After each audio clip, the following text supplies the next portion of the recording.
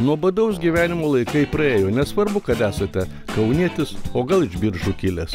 Dabartiniai įstatymai leidžia jums tuoktis bet kuriame mieste, jei norite, net ant molo. Todėl, jeigu užsigėlėte jūrinių pramogų, kviečiame į laivą. O gal norite šventės krante, bet prie jūros, teks tada susirasti 3 karalius.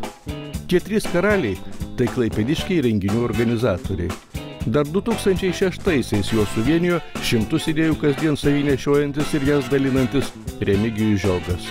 Šiandien jis ir pasakoja apie visai nelengvą, bet labai įdomų savo darbą.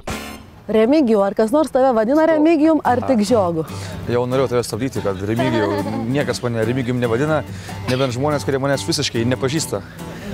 Ir tada jie galvo, kad čia yra pagarbos ženklas man Remigijus, bet aš ne Remigijus, aš Žiogas. Kodėl? Žiogas griežia smuiku, visus linksmina, jis toksai vabzdys, kuris yra Žiogas su savo funkcija, tai aš dėl to ir Žiogas. Tai dabar visus linksmini, žodžiu, renginius, ar ne, organizuoji ir vedi? Papasakok.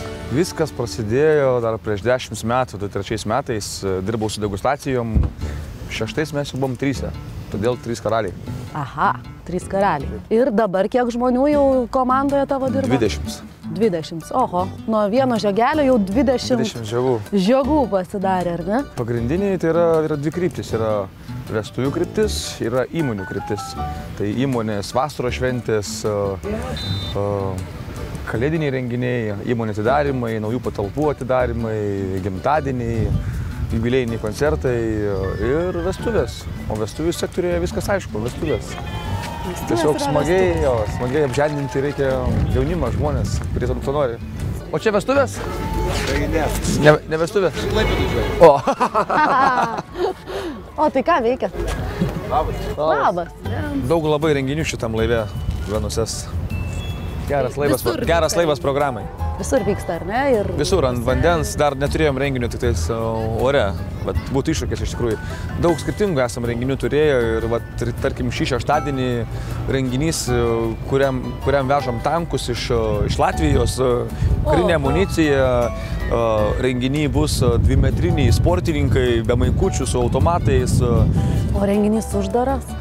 Žinoma, tai yra įmonės renginys. Kaip gaila, nes aš šitos 2 metrinius kaip norėčiau pažiūrėti. Nepateksit, ten stovės tokie didžiuliai kalnai su tokiais automatais. O seselių nereikia? O, žiūrėkit, netgi Klaipėdoj mūsų komandos, čia mūsų priemonės.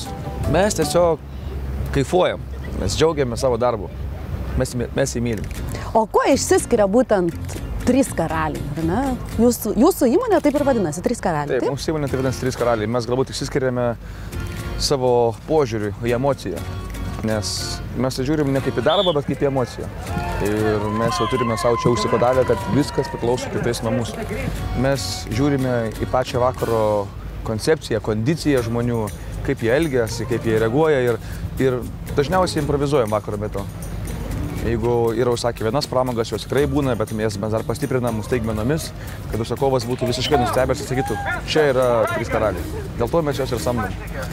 Dėl to jie yra karaliai. Vieną kartą gyvenam, tai ir manom, kad gyvenime kas yra svarbiausia. Svarbiausia gyvenimą gražiai ir gerai nugyventi, kad būtų ką prisiminti. Tai ir mes siekėme, kad mūsų programoje būtų tas Show must go on! Einam! Profesionali 3 karalių komanda šiandien jau nebe 3, dabar kolektyve net 8 renginių vedėjai. Tiek pat didžėjų.